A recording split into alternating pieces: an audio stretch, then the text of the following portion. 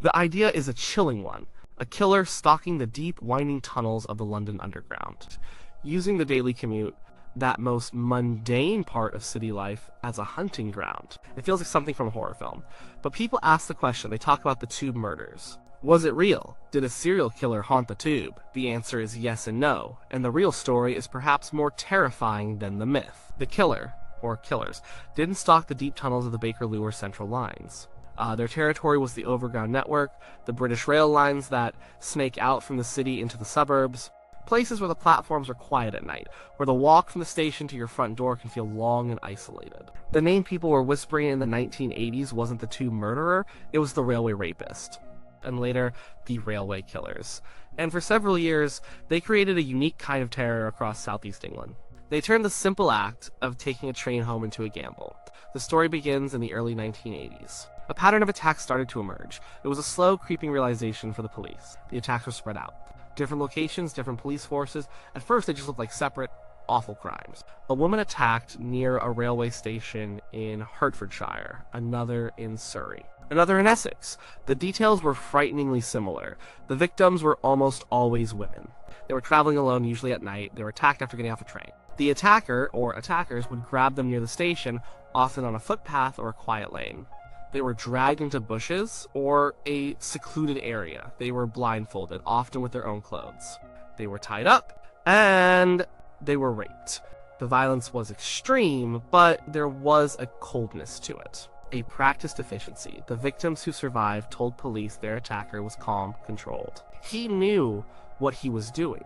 Sometimes they sensed there was more than one person there, but it was hard to be sure in the dark and the confusion. For years, these attacks continued. More than a dozen women were assaulted. The police forces struggled to connect the dots. In a time before sophisticated data sharing, linking a crime in one county to another 100 miles away was difficult. But the pattern was there, the proximity to a railway station, the time of night. The specific way the victims were tied and blindfolded. This wasn't random. It was planned. Then, on a cold night in December 1985, the pattern changed. It escalated from rape to murder. Alison Day was a 19-year-old computer programmer. She lived with her parents in Hornchurch, Essex. On December 29th, she had been visiting a friend. She took the train home, she got off at Hornchurch Station. It was a short walk to her house, a walk she had done hundreds of times. But she never made it home. Her parents reported her missing. A huge search began. For 2 weeks, there was no sign of her. Then, a railway worker found her body. It was floating in the River Lee, miles from where she was last seen. She had been bound, raped, and strangled. Her body had been weighed down with a concrete slab and thrown into the water. The crime was brutal, but it was also calculated. The killer had tried to hide his work.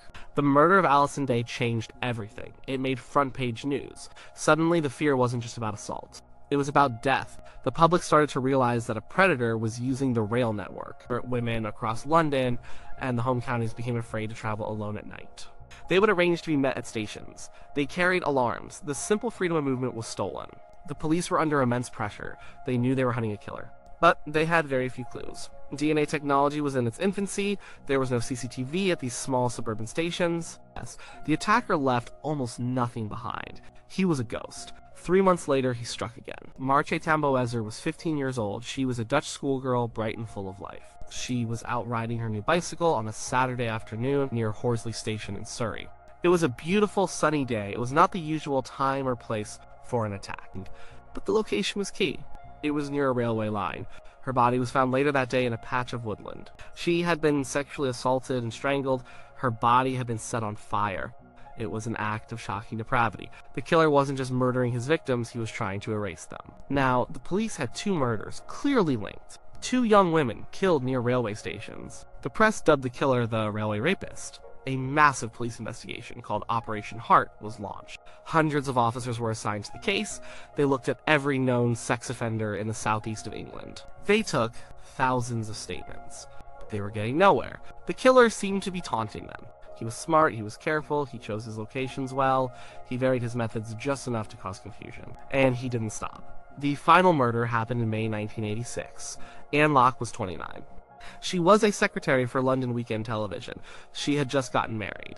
On May 18th, she was returning home from a work event. She got off the train at Brookman's Park Station in Hertfordshire.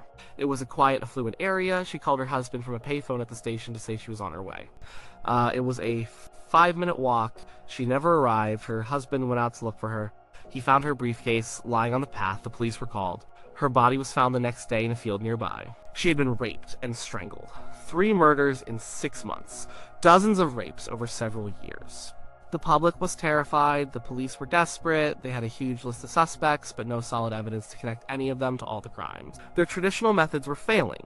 They needed a new approach. And that's when a new kind of detective entered the story.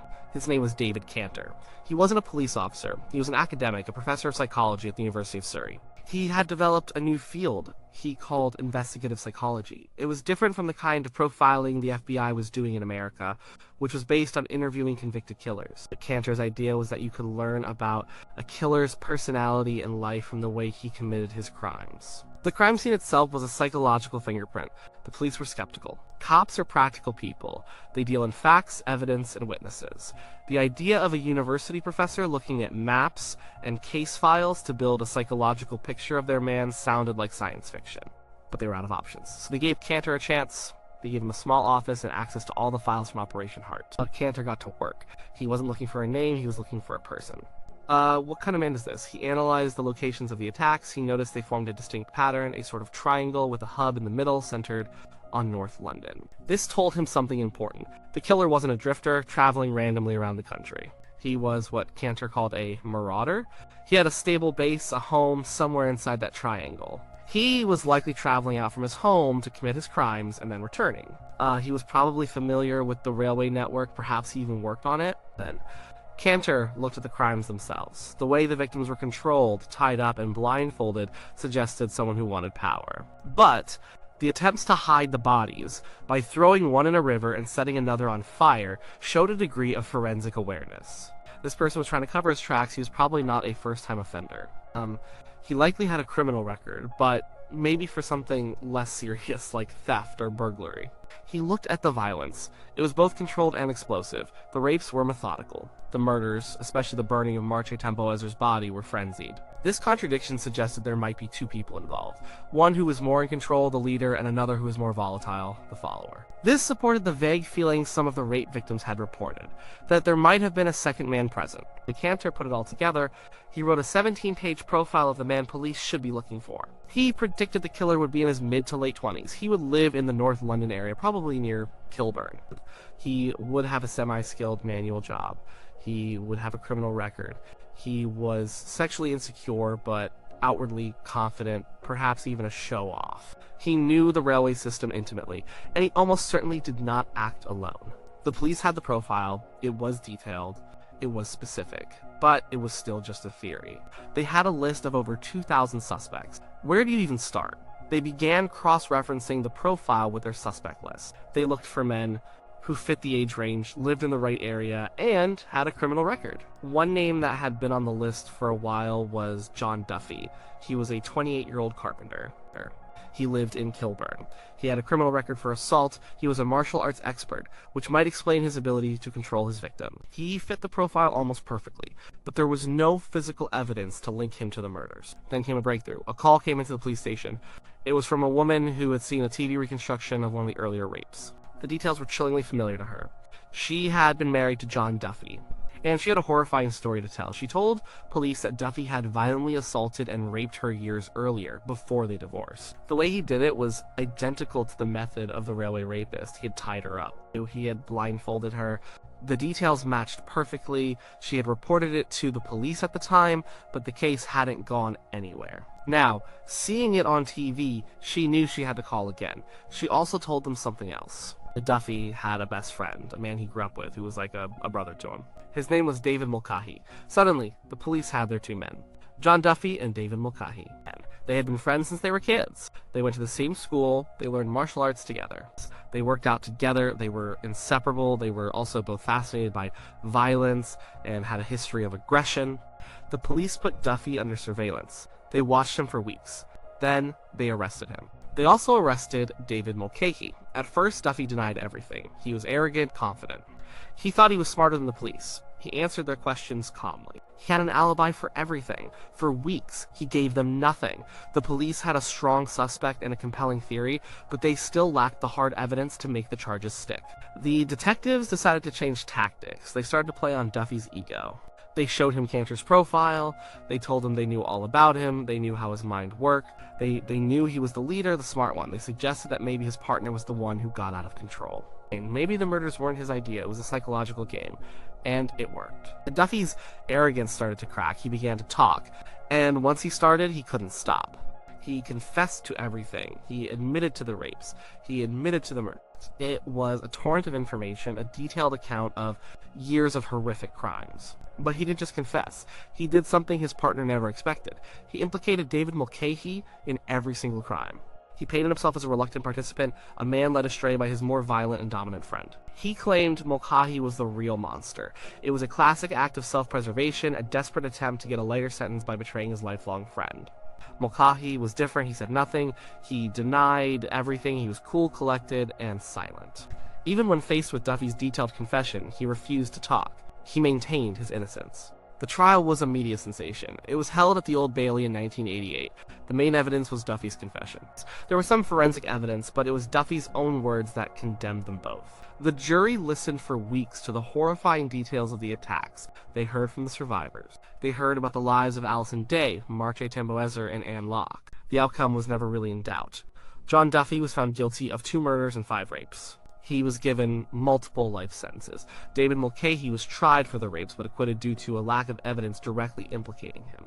For a moment, it seemed like he might walk free, but the police were not done with him. For 12 years, David Mulcahy lived as a free man. He got married, had children. He lived a normal life, but the police never forgot him. They knew he was guilty. They just had to prove it. And in the late 1990s, technology finally caught up with him. Advances in DNA science meant that tiny samples of evidence from the original crime scenes could be re-examined. Scientists were now able to extract a DNA profile from evidence that had been useless in the 1980s. They tested samples from the Marche Tamboeser murder scene, and they got a match. The DNA belonged to David Mulcahy. In 2000, he was arrested again.